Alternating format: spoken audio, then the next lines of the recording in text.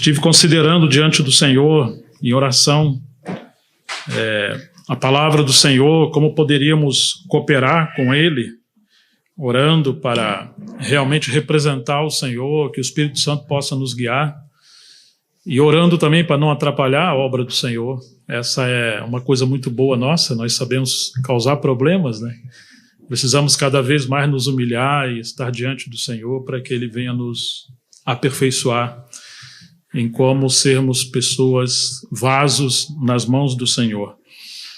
E algo que o Senhor tem ministrado no meu coração é sobre o livro de Malaquias, que nós devemos considerar as sentenças do Senhor para o tempo do fim.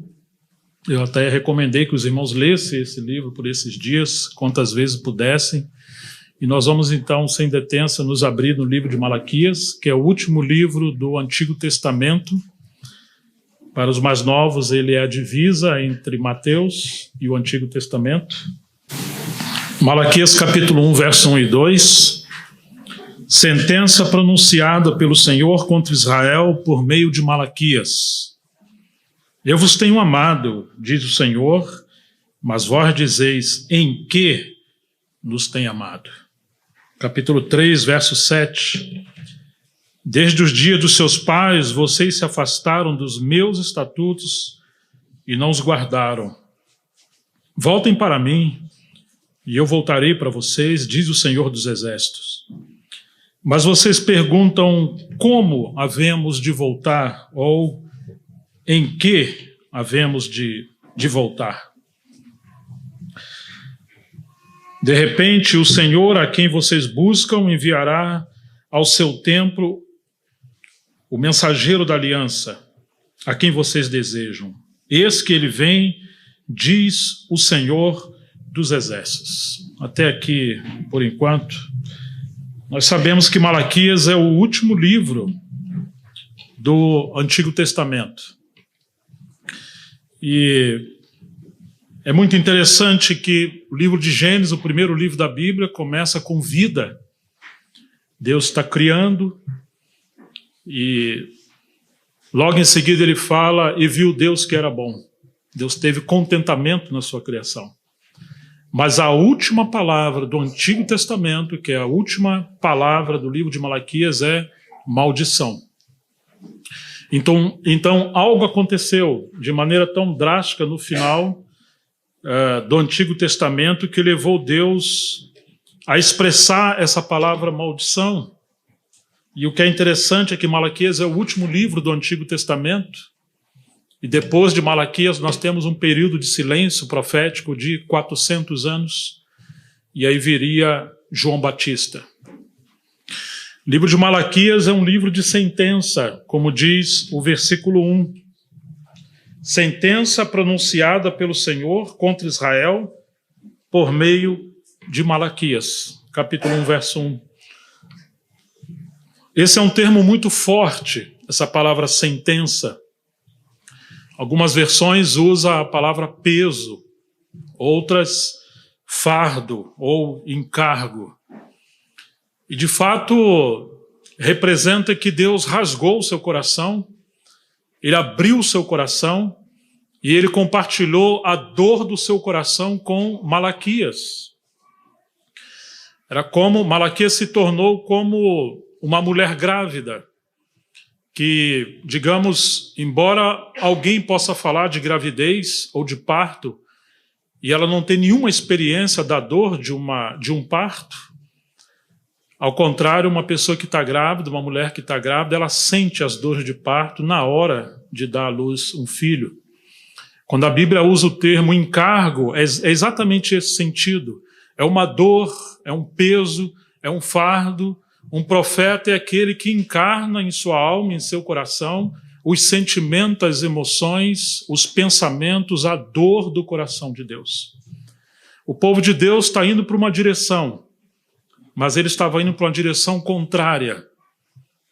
Era um período onde eles estavam praticando o sacerdócio, o culto, a liturgia, todas as coisas, porém Deus estava enojado daquilo, chateado com aquilo, e ele chegou ao ponto de dizer que ele queria que alguém se levantasse e fechasse a porta do templo, porque ele não suportaria mais aquilo.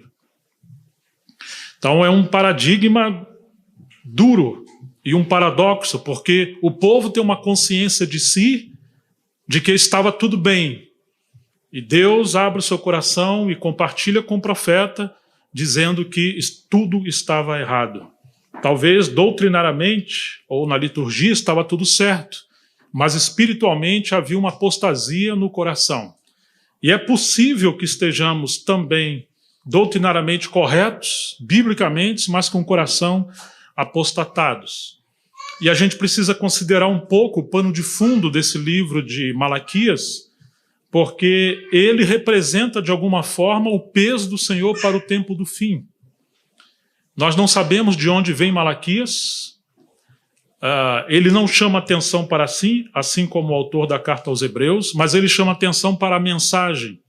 E é exatamente isso que é importante, a mensagem, não tanto o mensageiro está em evidência. Uma coisa nós sabemos, é que quando o povo de Deus se extravia da direção de Deus, ele levanta profetas. E quase sempre o povo persegue os profetas. Alguns morreram, alguns foram aprisionados. Porque quando há uma obsessão espiritual, o povo acredita que Deus está errado. E tenta convencer que Deus está errado. E que eles estão certos. E nós vamos observar 7 sentenças do Senhor nesse livro de Malaquias. É como uma audiência, onde Deus expressa uma sentença, o povo apresenta sua réplica, tentando provar que Deus está errado, e Deus envia um veredito final. E esse veredito final, infelizmente, não surtiu o efeito que Deus esperava, e nós vamos encontrar que Deus suscitou um remanescente dentro do remanescente. É um livro extremamente importante, ele é um livro pequeno, ele não foi cortado ou dividido em capítulos na sua versão original, isso foi posteriormente. Então ele é um pensamento, é uma oração só. E nós vamos considerar um pouco sobre isso, apenas vamos voltar um pouco o pano de fundo. Malaquias profetizou cerca de 100 anos, depois que o remanescente saiu do cativeiro de Babilônia. Nós vamos nos lembrar que o povo se rebelou contra Deus, especialmente os reis de Israel.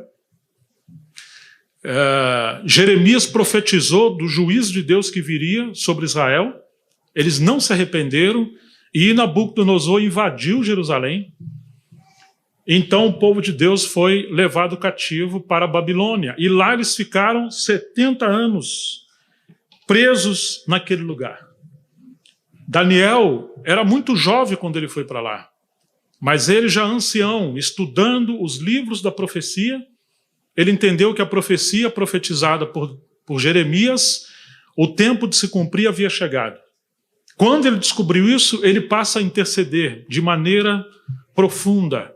Então houve uma movimentação nos céus, porque aquelas potestades espirituais que mantinham o povo de Deus aprisionado em Babilônia foram contra o cumprimento da profecia. Deus teve que enviar os seus anjos e houve uma batalha espiritual. E isso é muito importante a gente entender o pano de fundo histórico, porque o cativeiro natural, físico, ele representa um cativeiro espiritual. Antes que as coisas aconteçam na terra, primeiro elas acontecem no céu. De maneira que a terra ela é só uma repercussão de uma crise e uma batalha terrível que acontece nos céus. É muito interessante a gente ler e considerar o pano de fundo histórico e o pano de fundo profético em tudo que considerarmos na palavra de Deus. Porque quando nós lemos os mestres ou os escribas, nós vamos ler história e doutrina. É o aspecto exterior e didático. E quando nós ouvimos a palavra dos profetas, nós vamos discernir a realidade espiritual e interior. Quando você lê Esdra, o escriba, relatando, por exemplo, que o povo de Deus parou de edificar a casa, lá no final do capítulo 4 de Esdras, ele vai dizer que sofreu uma oposição, e o povo se enfraqueceu, se esfriou. Então ele está relatando o pano de fundo histórico. Mas quando você vê Zacarias no capítulo 3 relatando o mesmo contexto, porém de forma profética e espiritual, ele vai dizer que Satanás se opôs a Josué, o sumo sacerdote, e ele acusa Josué. E o anjo do Senhor vem e repreende Satanás. E agora o Senhor purifica as vestes de Josué, e aí nós encontramos o capítulo 5 de Esdras, quando a casa de Deus volta a ser edificada. Então, se você olhar o pano de fundo histórico, é algo natural, político, uma tribulação, uma oposição, alguma coisa está acontecendo no plano terreno. Mas quando você lê os profetas relatando o contexto, o pano de fundo histórico, você vai encontrar o espírito da coisa, o estado espiritual, a mentalidade, a batalha nos ares e na alma do povo de Deus. E nós vamos encontrar uma guerra espiritual terrível. Nesse tempo que Daniel está lá no cativeiro orando, você lembra quantas batalhas Daniel passou? Ele foi lançado à cova dos leões, seus 3 companheiros foram lançados na fornalha de fogo ardente. De todas as formas, Deus guardou Daniel e seus companheiros, mas Satanás queria destruí-los. Havia algumas pessoas que temiam ao Senhor ali dentro de Babilônia, e é interessante que, como resposta à oração de Daniel, nós temos o capítulo 1 de Esdras. Deus despertou o espírito do rei Ciro, que não era dentre o povo judeu. Como Ciro foi despertado e como ele teve uma vida iluminada, nós vamos descobrir que havia uma profecia de Jeremias, no capítulo 44, final do capítulo, que Deus fala que Ciro era o seu pastor e que Deus entregaria as nações nas suas mãos, porque ele seria usado para levantar a casa de Deus que estava em ruínas em Jerusalém. E Isaías falou isso cerca de 200 anos antes de Ciro. Isso é algo espetacular, maravilhoso, milagroso. Então, provavelmente, aqueles que temiam ao Senhor no período do cativeiro fez com que essa palavra profética chegasse a Ciro. E agora, em resposta da oração de Daniel, Ciro ele envia um decreto, libera o povo de Deus para voltar para Jerusalém. Apesar de serem milhares e milhares do povo de Deus, um remanescente muito pequenininho voltou para Jerusalém. E as coisas de Deus, infelizmente, são assim. A maioria do povo de Deus preferiu ficar em Babilônia. Em Babilônia você não tem um altar que representa a cruz, aonde você morre por seus direitos, para suas ambições, para suas opiniões, e você entende que tudo que você é e que você tem pertence ao Senhor.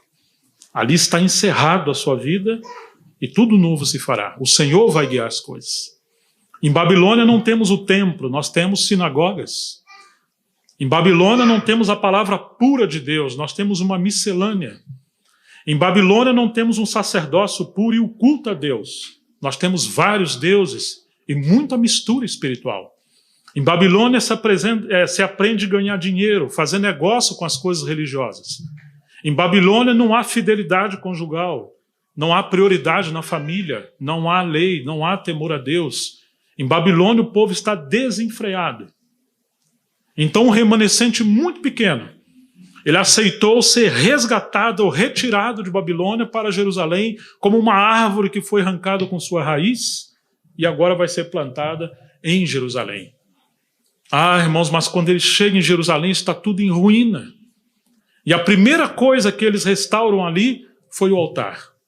Isso está no capítulo 3 de Esdras. Claro que se você pegar uma estratégia militar, isso está errado. Você deveria fazer um forte primeiro, muralhas primeiro, levantar o poder bélico primeiro. Mas não, eles restauraram o altar. Porque eles sabiam, os mais velhos especialmente, ou os filhos dos profetas e dos sacerdotes, que quando houve o cativeiro, Deus deixou de ser o Deus dos céus e da terra. Sua glória voltou para os céus. E não adianta você ter uma muralha, um castelo, um forte, se você não tem a presença de Deus com eles. Mas para ter a presença de Deus, a primeira coisa que tem que restaurar é o altar. Foi assim que aconteceu com Abraão, com Isaac, com Jacó e com todos aqueles que andaram com Deus no passado. E quando você vê Zacarias falando de como Deus se reporta o seu povo, ele fala: eu serei uma muralha ao redor de Jerusalém. Quer dizer, você não precisa edificar uma muralha.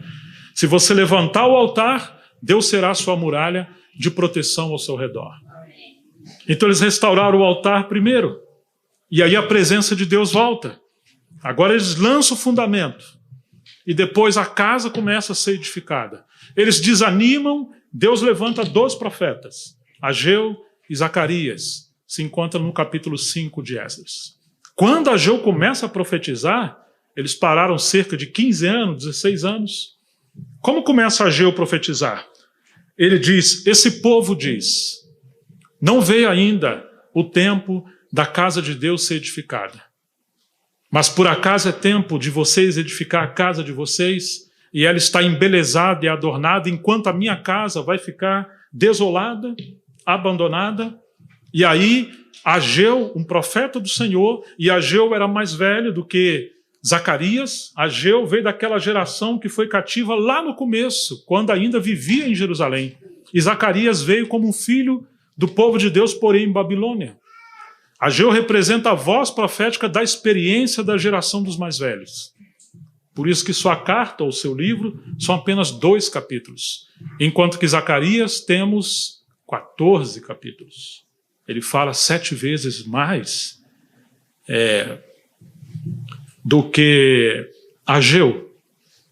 É muito interessante isso. E Ageu, de uma forma cirúrgica, ele apresenta esses paradoxos do povo de Deus com Deus.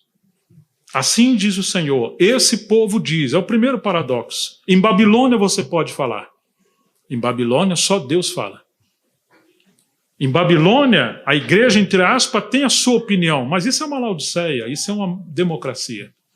Em Jerusalém, é a palavra de Deus que tem autoridade máxima sobre o seu povo. Mas aquele povo estava esfriando e voltando aos costumes de Babilônia. Esse povo diz, e o Senhor fala, assim diz o Senhor. Não veio ainda o tempo de edificar a casa do Senhor. Como assim não veio? E aí quando você vê a história dos cumprimentos das profecias, Deus moveu o universo, Deus removeu reis, Deus levantou Ciro, Deus libertou o seu povo, Deus poupou Daniel, Deus interviu na natureza, Deus fez todos os milagres. Como alguém pode ousar dizer que Deus está errado e não vê ainda o tempo da casa dele ser restaurada? Por quê? Porque eles voltaram o seu coração às suas próprias casas quando eles abandonaram a casa de Deus. Todo aquele que abandona a casa de Deus, ele prioriza a sua casa. Mas o Senhor reclama de algo nas entrelinhas, que essa dicotomia, a casa de Deus e a vossa casa, isso já é um sinal de Babilônia. Isso já é um sinal de apostasia. Na verdade, em Jerusalém não existe a vossa casa e a casa de Deus. Em Jerusalém existe uma unidade só. A casa de Deus, ela é formada pelas nossas casas. E o reino de Deus, ele é estabelecido nos nossos lares. De maneira que o Deus do universo, o Deus dos céus, quer ser o Deus dos nossos lares.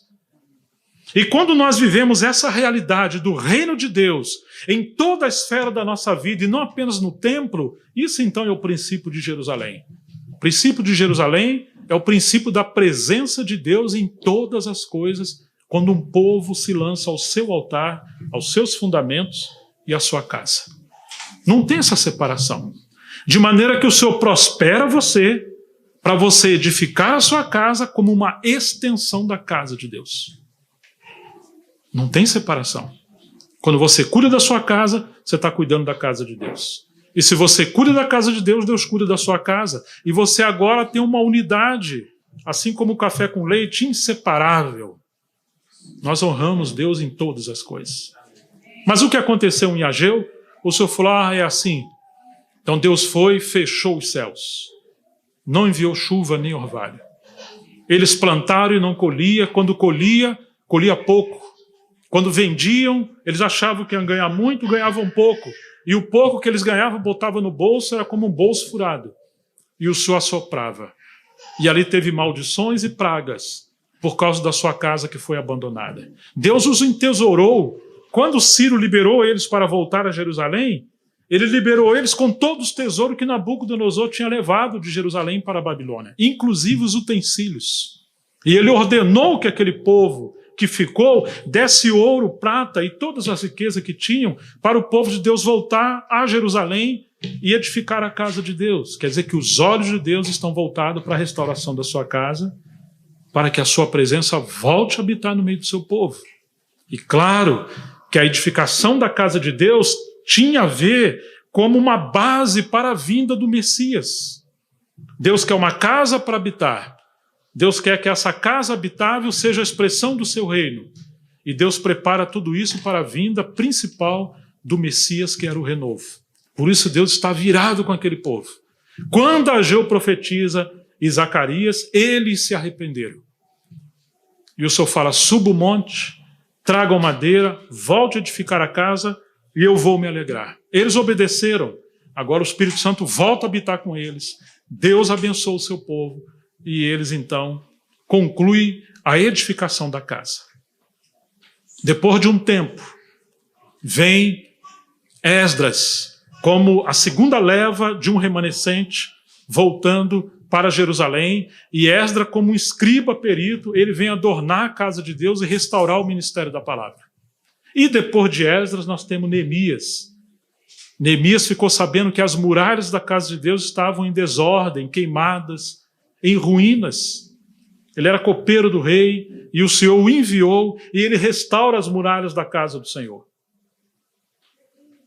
Restaura o sacerdócio, restaura o serviço levítico, restaura a mordomia da casa do Senhor, ele libera aquele povo que estava sendo oprimido, restaura o aspecto social e traz o povo que estava ao redor de Jerusalém para habitar em Jerusalém.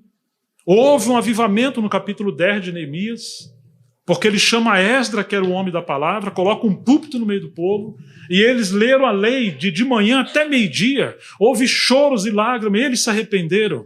E eles voltaram a contribuir financeiramente com a sua mordomia, restauraram o sacerdócio, houve um avivamento e obediência. Mas Neemias voltou à Babilônia depois disso. Ele tinha algo a fazer lá. Quando ele voltou, seu turno ali talvez tenha demorado em Jerusalém cerca de 12, 13 anos, ele volta à Babilônia, o povo voltou a esfriar. Já haviam se passado cerca de 80 anos desde a vinda do primeiro remanescente. É muito interessante que de alguma forma o povo agora no seu coração está voltando para a Babilônia. Nós vamos, na outra mensagem, se Deus nos ajudar, ver a contenda ou a reclamação de Deus contra o sacerdócio que se tornou profano, fraco, frouxo e abandonou a lei do Senhor. E agora, por causa do mau exemplo da liderança da casa de Deus, todo o povo de Deus se corrompeu. Nesse período, aí nós temos vários estudiosos que acreditam que Malaquias surgiu quando Neemias voltou à Babilônia. E ele vem socorrer a obra de Deus ali. Alguns acreditam que Malaquias veio depois do ministério de Neemias. O que nós temos certeza é que Malaquias é a última voz profética do Antigo Testamento. E ele cooperou, evidentemente, com o ministério de Neemias. Assim como Ageu e Zacarias cooperaram com Zorobabel e Josué, Malaquias certamente cooperou com a restauração por meio de Neemias. Mas aquele povo, de alguma forma, voltou à Babilônia. E nós temos que nos lembrar que estamos falando do remanescente que veio de Babilônia para Jerusalém. Agora, o que é interessante é que quando nós estudamos a história, tudo isso que aconteceu no Antigo Testamento, por um lado é literal, mas por outro lado é profético, é simbólico. Deus tem uma didática de nos ensinar de todas as maneiras, de maneira que ele não perde nada. E nós vamos encontrar que Deus fala isso através de Zacarias, que aqueles homens que Deus usou ali, eles eram simbólicos, representativos, falando de coisas que aconteceriam depois e certamente agora no tempo que nós estamos vivendo. Ou seja, Deus também tem retirado um povo do contexto de Babilônia, através do ministério da palavra, tem trazido um remanescente ao princípio de Jerusalém, tem acontecido avivamentos ao longo da história da igreja, mas de alguma forma esse remanescente também passa a se esfriar e se apostatar. E agora Deus levanta Ageu e Zacarias, depois levanta Esdras, depois levanta Neemias e depois levanta Malaquias. Ou seja, Deus tem levantado vários servos dele ao longo da história da igreja. Se você pegar o ministério de Lutero, você vai ver que é isso, ele está restaurando os fundamentos e o altar. E depois você vai ver a história dos avivamentos no século XVIII, XIX, e houveram ondas de restauração e avivamento, mas também de frieza e de apostasia. Agora nós estamos no tempo do fim. Também precisamos ouvir a palavra de Deus para o tempo do fim. Procurar a ajuda do Senhor, a graça do Senhor para discernir o que Deus quer falar conosco no tempo do fim que nós estamos vivendo, para que Deus tenha misericórdia de nós. Vamos olhar brevemente as 7 demandas do Senhor no livro de Malaquias. Malaquias capítulo 1.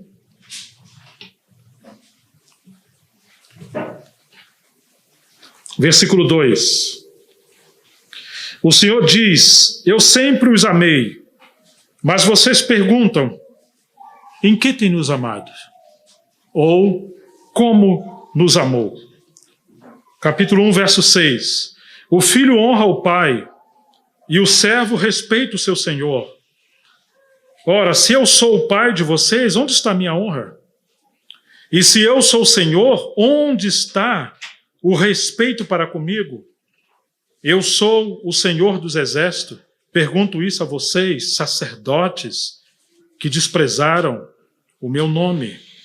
Mas vocês perguntam: em que desprezamos o teu nome? Lembre-se que tudo estava acontecendo liturgicamente, sistematicamente, normal. Eles estão cultuando, o templo está aberto, os sacrifícios estão sendo oferecidos, está tudo acontecendo normal.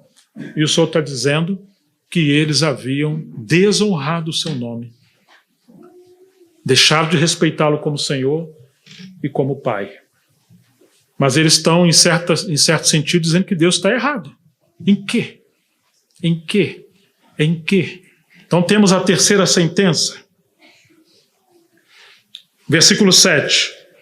Vocês oferecem pão imundo sobre o meu altar e ainda perguntam: em que te havemos profanado? Que coisa interessante. Então chegamos no capítulo 1, verso 7, agora vamos no capítulo 2, verso 17. A quarta sentença. Vocês estão cansando o Senhor com as suas palavras e ainda perguntam: em que nós temos cansado o Senhor? Capítulo 3, verso 7. Desde os dias dos seus pais, vocês se afastaram dos meus estatutos e não os guardaram. Voltem-se para mim, e eu voltarei para vocês, diz o Senhor dos Exércitos. Mas vocês perguntam: como havemos de voltar? Nós nunca nos desviamos. Nunca nos desviamos. Então, capítulo 3, verso 8, temos a sexta sentença. Será que alguém pode roubar a Deus? Roubará o homem a Deus? Mas vocês estão me roubando e ainda perguntam: peraí, em que nós estamos te roubando? Capítulo 3, versículo 13, a última sentença, a sétima. Vocês disseram palavras duras contra mim, diz o Senhor dos Exércitos, e ainda me perguntam: mas em que nós temos falado palavras duras contra o Senhor? Vocês estão percebendo, irmãos, que de alguma forma existia uma obsessão no meio do povo de Deus. O que é obsessão? Obsessão é pior do que mentira. Porque a mentira, a pessoa sabe que está mentindo. A obsessão significa que ela mentiu tanto que ela passa a acreditar que a mentira dela é verdadeira. E ela agora quer que você acredite que o que ela está falando é verdade. Obsessão é uma doença. Ela é fruto do orgulho. Ela traz uma doença mental. Ela atrofia o pensamento, o discernimento, ela seca a fonte da vida. A sua mente está entenebrecida. Ela lê e interpreta as coisas de acordo com a dureza do seu coração. Ou vocês nunca ouviram falar alguém ou num jornal que matou por amor, espancou por amor, agrediu por amor? Isso é doença. Isso é obsessão. O povo estava em obsessão por causa do orgulho espiritual. E o que é estranho é que eles acreditam que Deus está errado. Alguns no passado mataram os profetas de Deus, porque os profetas de Deus eram os perturbadores de Israel, quando Israel queria construir o seu reino com um fim próprio, onde Deus fosse excluído do seu testemunho e eles continuassem, digamos, como os maiorais entre outras nações. Deus era o grande problema deles. Eles esqueceram que foram chamados para ser testemunhas do Senhor e habitação do Senhor. Agora, por que precisamos estudar Malaquias? Se esse é um livro cerca de 400 anos antes de Cristo, tanto tempo se passou, e nós vamos encontrar alguma coisa interessante. O livro de Zacarias, capítulo 3, verso 8,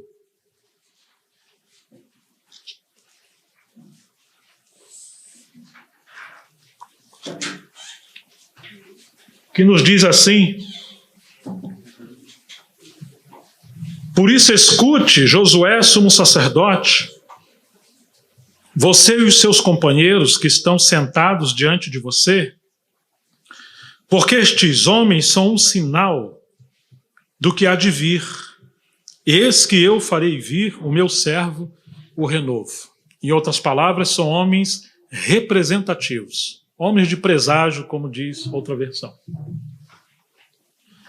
O Espírito Santo, ele é tão cuidadoso, e Deus vê antecipadamente o fim, e de maneira que o que aconteceu na história do povo de Deus no passado são lições extraordinárias do que aconteceria no tempo do fim. E a Bíblia é um livro tão extraordinário, inerrante, inspirado, que é o único em toda a história da humanidade aonde a palavra é atemporal. Ela tem poder, ela tem vida, ela muda a história, ela muda o curso da humanidade, ela vivifica o povo dele. É diferente de você ler um filósofo, um poeta, um historiador. Por mais clássico que seja um livro, ele jamais chegará perto do livro dos livros, que é a palavra de Deus. Como precisamos nos voltar para essa palavra poderosa? De maneira que aqueles homens, eles também eram simbólicos, ilustrativos. Seus passos eram passos proféticos. Deus chamou Abraão de profeta sem nunca ter profetizado, porque a vida de Abraão foi uma profecia. Inclusive, o nome desses homens representavam, de fato, movimentos de Deus.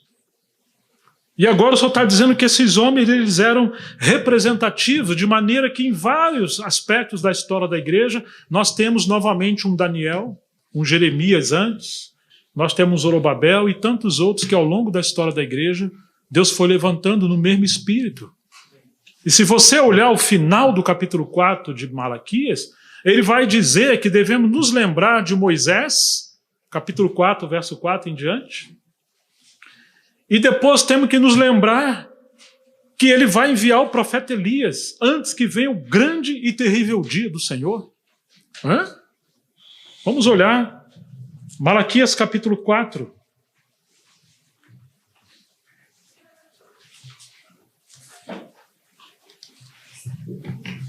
Que nos diz assim, versículo 5. Eis que eu lhes enviarei o profeta Elias antes que venha o grande e terrível dia do Senhor. Ele converterá o coração dos pais aos seus filhos e o coração dos seus filhos aos seus pais, para que eu não venha e fira a terra com maldição. Uau! O que Malaquias está vendo? Malaquias está vendo, por exemplo, no capítulo 3, ele fala do mensageiro do Senhor que virá e vai preparar o caminho do Senhor. E Jesus interpreta essa profecia de Malaquias. Ele vai dizer que aquele mensageiro era João Batista. Acho melhor a gente olhar esse texto, né? Vamos abrir no livro de Mateus,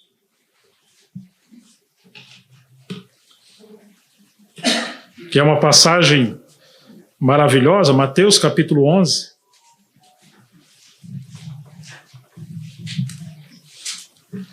Versículo 7 diz, Mateus 11, 7.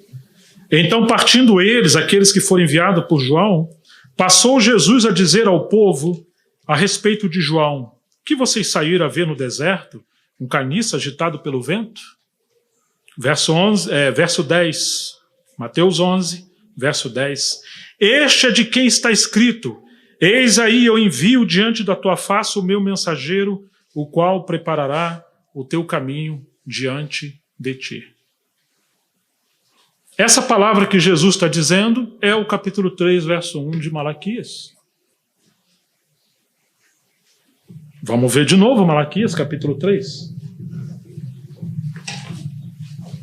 Eis que eu envio o meu mensageiro que preparará o caminho diante de ti, diante de mim. De repente o Senhor a quem vós buscais virá ao seu templo, e o mensageiro da aliança a quem vós desejam, eis que ele vem, diz o Senhor dos exércitos. Então, se a gente fizer um paralelo entre Malaquias, que é o último profeta do Antigo Testamento, e o primeiro profeta do Novo Testamento, que foi João Batista, nós temos uma grande ligação entre um e outro. De maneira que Malaquias une com João Batista o Antigo Testamento e o Novo Testamento. A essência do livro de Malaquias é arrependimento. E a essência do ministério de João Batista é arrependimento. A palavra de Deus veio a João Batista no deserto e ele veio anunciando ao reino de Israel o quê? Arrependei-vos, porque está próximo o reino dos céus, o reino de Deus.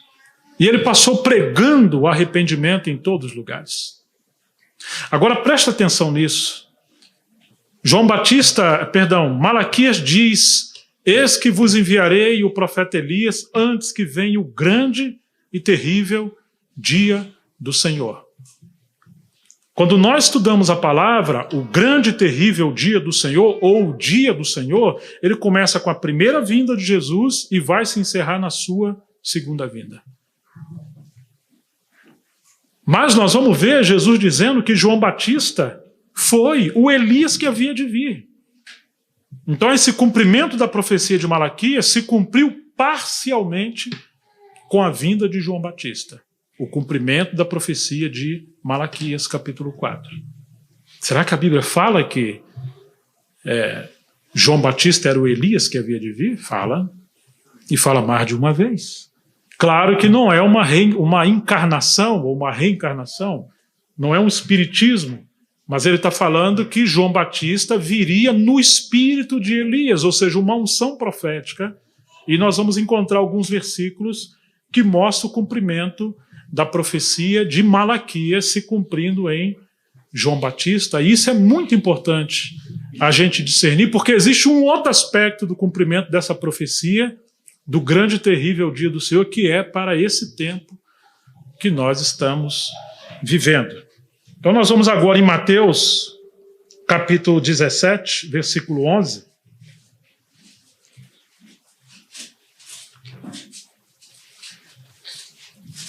Quando Jesus sobe ao Monte da Transfiguração, e lá se apresentaram Elias e Moisés com ele, e depois ele desce do Monte da Transfiguração, capítulo 17 de Mateus, e aí chegamos no versículo 11.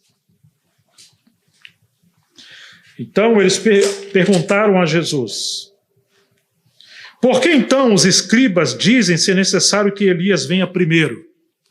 Ou seja, os escribas estão citando a profecia de Malaquias capítulo 4. Jesus respondeu: de fato, Elias virá e restaurará todas as coisas. Ele está falando que isso é uma palavra para o futuro. Eu, porém, lhes digo que Elias já veio e não o reconheceram, pelo contrário, fizeram com ele tudo o que quiseram, assim também o Filho do Homem irá sofrer nas mãos deles. Então, os discípulos entenderam que ele estava se referindo a João Batista. Então nós temos o cumprimento literal que aconteceu, porque João Batista foi preso e cortaram a cabeça dele. Mas ao mesmo tempo Jesus fala: Elias virá e restaurará todas as coisas, como que apresentando um segundo cumprimento antes que venha o cumprimento em plenitude do grande e terrível dia do Senhor. Aquelas profecias de Mateus 24, em totalidade, ainda não se cumpriram? Em parte, sim. Desde o primeiro século, especialmente quando Roma invade Jerusalém, várias coisas aconteceram, mas toda ela não.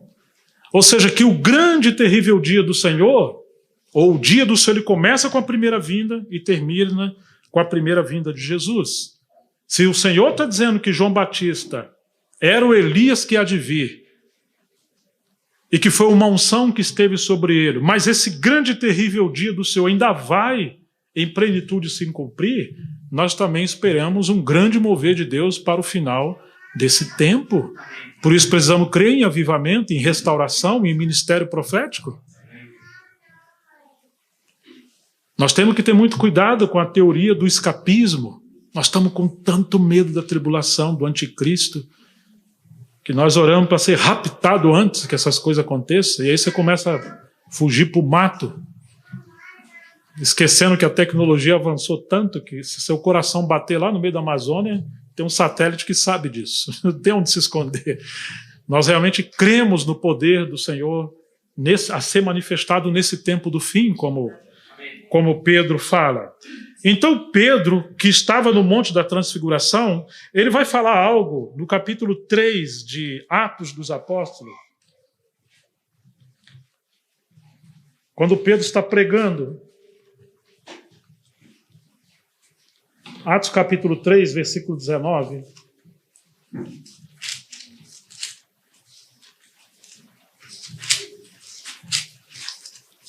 Que nos diz assim: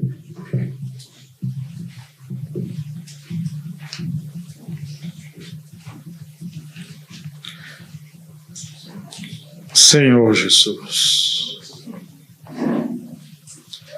Vamos ler o 17. E agora, irmãos, 3:17. Eu sei que vocês fizeram isso por ignorância, como também as suas autoridades o fizeram, mas Deus assim cumpriu o que tinha anunciado anteriormente pela boca de todos os seus profetas, que o seu Cristo havia de padecer.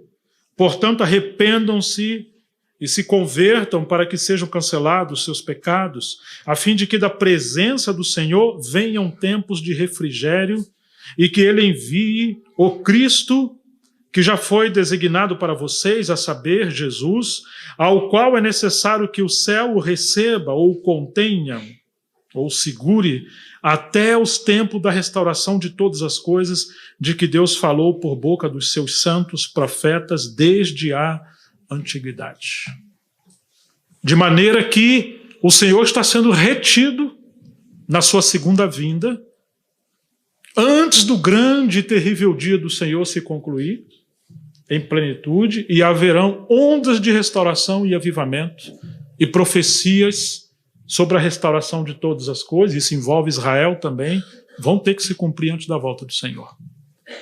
Então essa profecia de Malaquias, ela representa um tempo com a vinda de João Batista e um outro tempo agora no tempo do fim. Por isso que Malaquias ele é tão central ao tempo que nós estamos vivendo. E isso é algo maravilhoso para os nossos dias que nós precisamos muito considerar. Vamos ver ainda uma outra passagem no Evangelho de Lucas.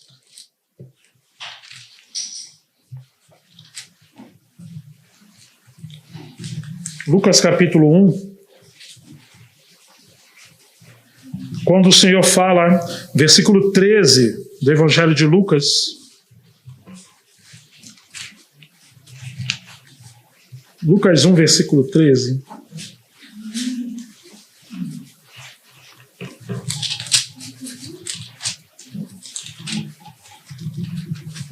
Que nos diz assim: acerca de João Batista. Não tenha medo, o anjo, porém, lhe disse, Zacarias, porque a sua oração foi ouvida, Isabel, sua esposa, dará à luz um filho, a quem você dará o nome de João. Você ficará alegre e feliz, e muitos ficarão contentes com o nascimento dele, pois ele será grande diante do Senhor, não beberá vinho nem bebida forte, e será cheio do Espírito Santo já desde o ventre materno. Ele converterá muitos dos filhos de Israel ao Senhor, seu Deus, e irá diante do Senhor no espírito e poder de Elias, para converter o coração dos seus pais aos filhos, e converter os desobedientes à prudência dos justos, e habilitar para o Senhor um povo preparado. Então você vê que o anjo está falando com o pai de João Batista, Zacarias, que aquele menino viria no poder e virtude do profeta Elias. E ele ia converter o coração dos pais aos filhos e dos filhos aos seus pais e preparar, habilitar um povo para a vinda do Senhor. Foi a sua primeira vinda, agora temos a segunda vinda. Vamos voltar em Malaquias capítulo 4. Novamente versículo 5. Eis que eu lhes enviarei o profeta Elias, antes que venha o grande e terrível dia do Senhor.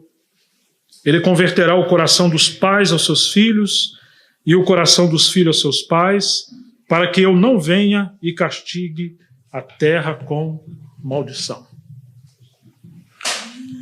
Agora Malaquias está falando pelo Senhor que o que atrai a maldição de Deus dos céus à terra é quando temos uma ruptura geracional.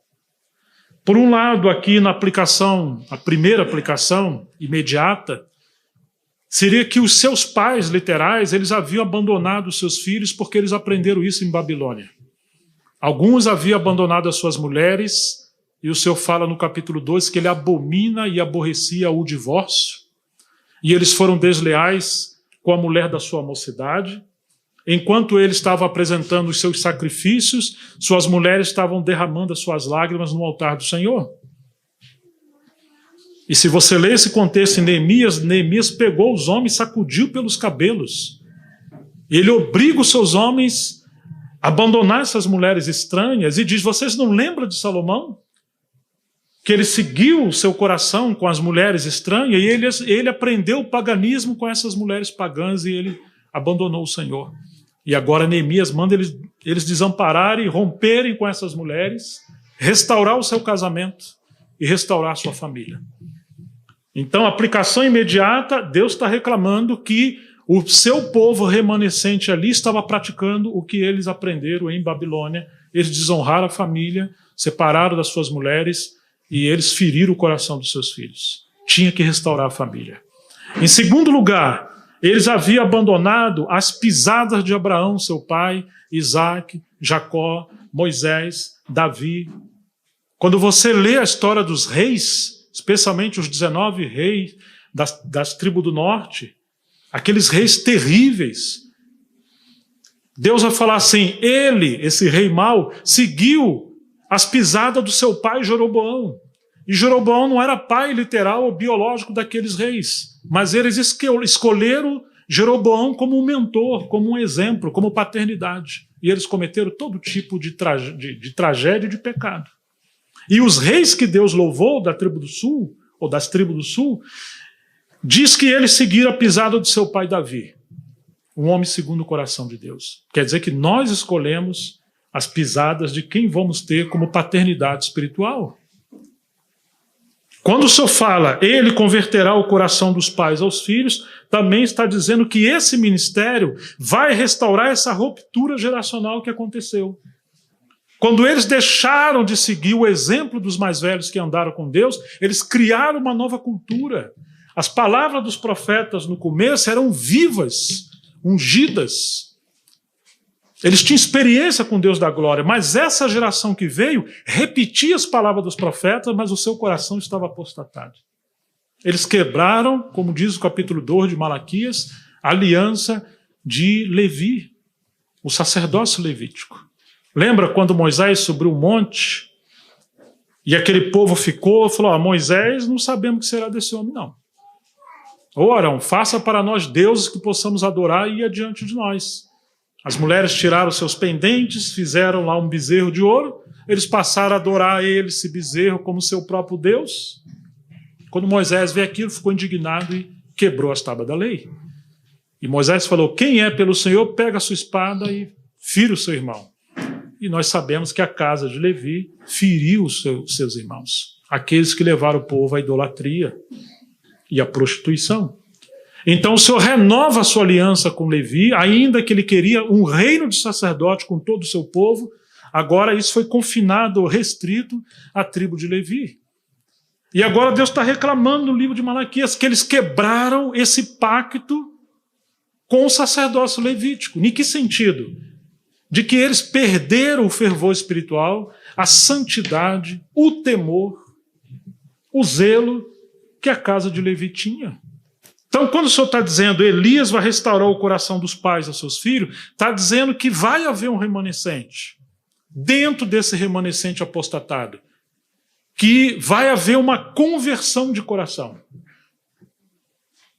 Por um lado, a conversão dos pais aos filhos, ou seja, a restauração da família, mas por outro lado também a restauração da continuidade geracional da obra de Deus. Porque quase sempre tem uma geração mais nova que quer levantar uma bandeira de independência. Acha que a obra de Deus começou com eles. E eles rejeitam 2000 anos de história da igreja. E cometem as mesmas tragédias que já aconteceram no passado. Como certamente disse acertadamente Hernandes Dias Lopes, ou a história será a sua coveira que vai te sepultar, ou será a sua mentora. Todo aquele que ignora a história vai cometer os mesmos erros da história. E é isso aqui que está acontecendo no livro de Malaquias. Então Malaquias termina o seu livro fazendo essa ponte no capítulo 3 da vinda de João Batista, que vai preparar a vinda do Senhor. Ele está vendo o Messias que virá.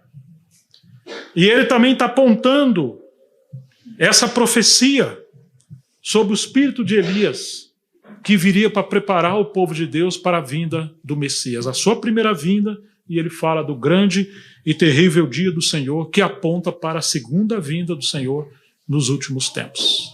Ah, meus irmãos, que livro extraordinário. Porque depois dessa profecia, temos um silêncio profético de 400 anos. Aqueles céus que o Senhor falou através de Malaquias, quando ele diz, capítulo 3, traga o dízimo integral à casa do tesouro, e depois vocês façam prova de mim, se eu não vou romper janelas do céu, e eu vou prover vocês de maneira tal que vai transbordar. Ele está falando de um avivamento que o Senhor traria ao seu remanescente, mas também está falando de prosperidade para que o seu povo edificasse a sua casa. Mas uma vez que o povo desobedeceu, os céus fecharam novamente. Deus ficou em silêncio. O juízo de Deus caiu sobre o seu povo. Parece que a pior disciplina de um pai ao seu filho é o seu silêncio, não é tanto a sua vara. Sua vara é dolorosa, mas o seu silêncio fere o seu coração, revela a sua indignação. E foi isso que aconteceu com esse remanescente. Que coisa terrível que Deus ficou em silêncio, e quando você pega o início do Novo Testamento, os céus estavam como de bronze do juízo de Deus. Somente quando Jesus vai às águas do Jordão, os céus se abrem, Deus volta a falar, e o Espírito Santo veio em forma de pomba sobre Jesus. É quando Jesus toma a centralidade do universo e da história do povo de Deus, Deus volta a falar. E graças a Deus por isso. Mas quando nós encerramos o livro de Malaquias, nós temos essa última palavra que é maldição. E o capítulo 4 de Malaquias, versículo 1, diz assim: pois eis que vem o dia, queimando como fornalha. Olha bem como que Malaquias está vendo que virá aquele dia da vinda do Senhor. Todos os soberbos e todos que praticam o mal serão como palha. Está falando para o povo de Deus, não está falando para os incrédulos. Ainda que os incrédulos serão afetados. O dia que vem os queimará, diz o Senhor dos Exércitos, de modo que não lhes deixará nem raiz e nem ramo, mas para aqueles que temem o meu nome nascerá o sol da justiça, trazendo salvação nas suas asas. Vocês sairão e saltarão como bezerros soltos da estrebaria. Vocês pisarão os ímpios, pois eles se farão cinzas debaixo das plantas dos pés de vocês. naquele dia que prepararei, diz o Senhor dos Exércitos. Se nós olharmos o capítulo 3, que nós não vamos ver agora isso, outro dia, depois que Malaquias trouxe essas profecias tão duras, diz assim: e aqueles que temiam ao Senhor, cada um falava com seu companheiro. É o verso 16 do capítulo 3. E o Senhor atentou ao que eles falavam, e ele veio. Não se ausentou, ele veio.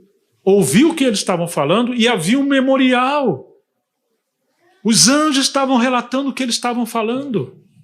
E lá no livro de Apocalipse fala que vai se abrir os livros.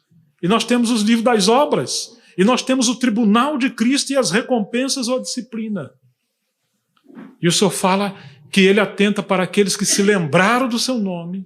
Eles serão para mim um peculiar tesouro naquele dia.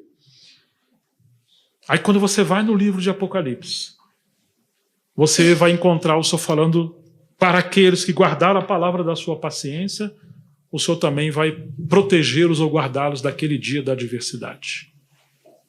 E Malaquias está dizendo que o Senhor vem como uma fornalha. Você lembra da fornalha quando os 3 companheiros de Daniel foram lançados na fornalha, intensificados 7 vezes mais? E Hebreus vai dizer que o nosso Deus é um fogo consumidor. A mesma vinda do Senhor para aqueles que eram remanescentes, que deveriam zelar do testemunho do Senhor e edificar a casa de Deus, e eles levaram a coisa relaxadamente, se apostataram, ainda que estavam com a cabeça cheia de conhecimento, inchados de teoria e de doutrina, mas seu coração estava afastado do Senhor. Só fala: olha, eu vou vir para vocês como uma fornalha. Muitas vezes o Senhor podou os ramos e deixou a raiz, e eles frutificaram de novo. Mas agora o Senhor está dizendo: eu vou arrancar até a raiz. João chama isso de pecado para a morte. Jesus diz daquele em João 15, que a vara que estiver em mim e der fruto, ele vai podar para que dê mais fruto. E a vara que não der fruto, ele vai fazer o quê? Corta e lança no fogo. É isso que Malaquias está vendo. Capítulo 3 de Coríntios, Paulo vai dizer sobre todos os santos que edificam algo, só que alguns com palha, feno e madeira, outros com ouro, prata ou pedras preciosas. E naquele dia, todos vós vão passar pelo fogo. Se a obra que cada um edificou nessa parte for ouro, prata ou pedras preciosas, ele vai receber recompensa. Mas se for palha, feno ou madeira, ele vai receber o dano. E Malaquias parece que está vendo tudo isso. Porque ele está dizendo que para alguns, Jesus vem e eles vão saltar como bezerros, estão felizes, eles estão aguardando o noivo. Eles vão reinar com o Senhor. Mas alguns vão se envergonhar, como disse o apóstolo João, na sua vinda. E João está dizendo isso. Ele vem como uma fornalha. E diz que ele vai se assentar, ele vai purificar, como o ourives purifica o ouro no seu cadinho. Aquele dia não vai ser fácil.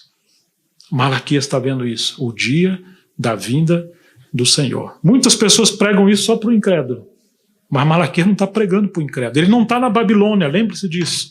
Malaquias está em Jerusalém, profetizando para aquele remanescente que herdou as promessas, o pacto, os avivamentos, o cumprimento das profecias sobre a restauração, saíram de Babilônia, voltaram para Jerusalém, foram abençoados, prosperados. E ainda assim, agora que Deus prosperou, eles se incharam de fartura e abandonaram a consagração, o altar. E pior, irmãos, eles se tornaram os escribas e fariseus lá daquele tempo. Na verdade, os escribas e fariseus surgiram aqui nesse tempo de Malaquias, tá? E o tempo de Neemias. Eles surgiram aqui. Quando Jesus veio e encontrou os escribas e fariseus. Quando surgiu isso? Aqui. Nesse tempo, quando esse povo esfriou no seu coração, eles se tornaram cínicos. Como perseguiram Jesus na época dele, esses aqui estavam com seu coração cínico e eles falaram com Deus: mas em que fizemos isso? Quando que fizemos isso? O Senhor está equivocado. Fizeram isso com o Senhor no tempo de Malaquias, fizeram isso quando o Verbo se fez carne, o próprio Messias.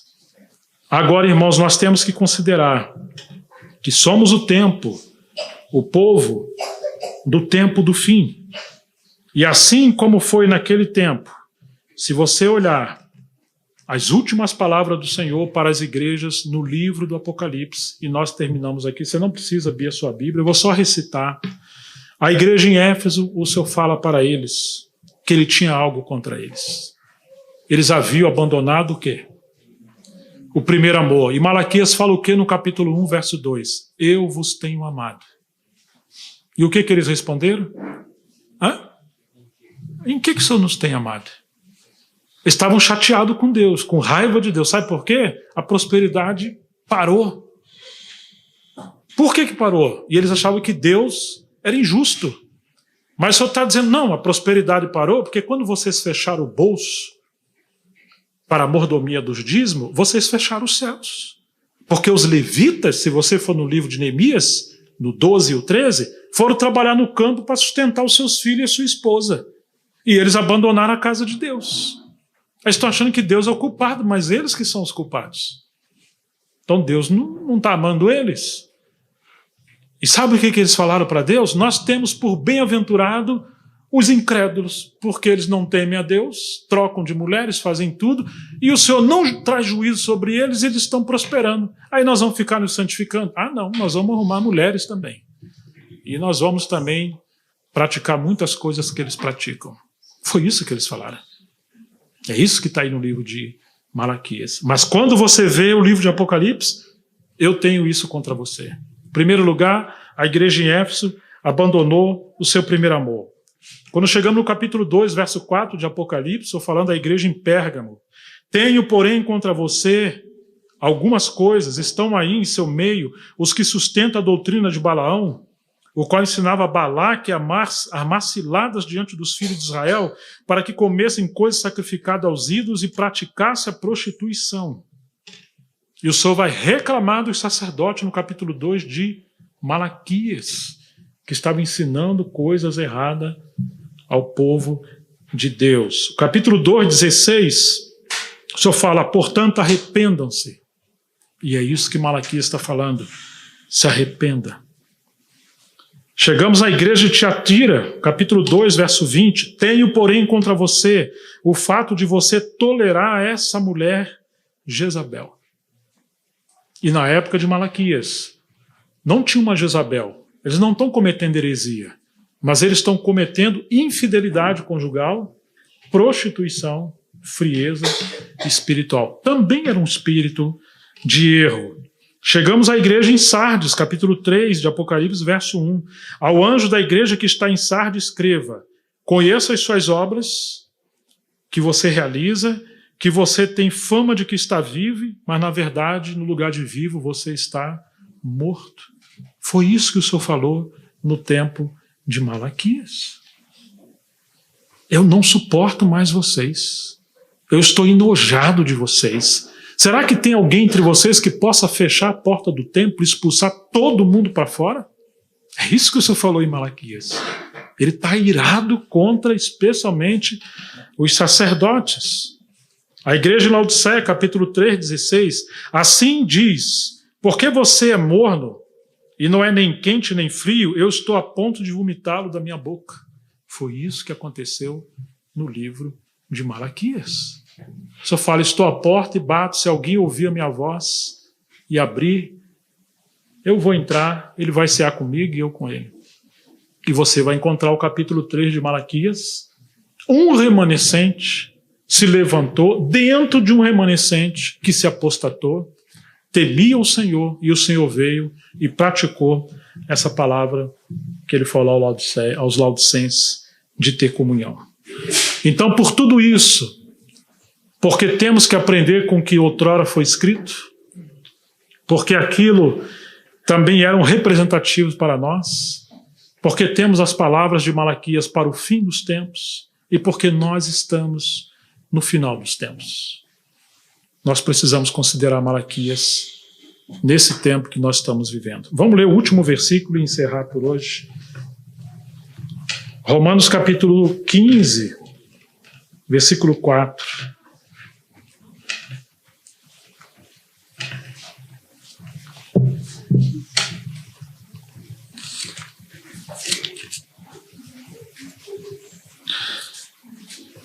Pois tudo o que outrora foi escrito, para o nosso ensino foi escrito, a fim de que, pela paciência e pela consolação das Escrituras, tenhamos esperança. Tudo que outrora foi escrito, para o nosso ensino foi escrito. Romanos 15, verso 4.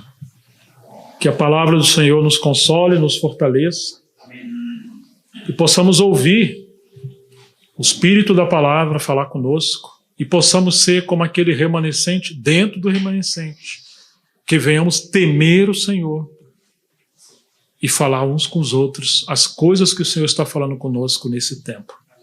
Ele queria a casa restaurada para que a sua presença voltasse, e isso fosse um meio do Messias vir.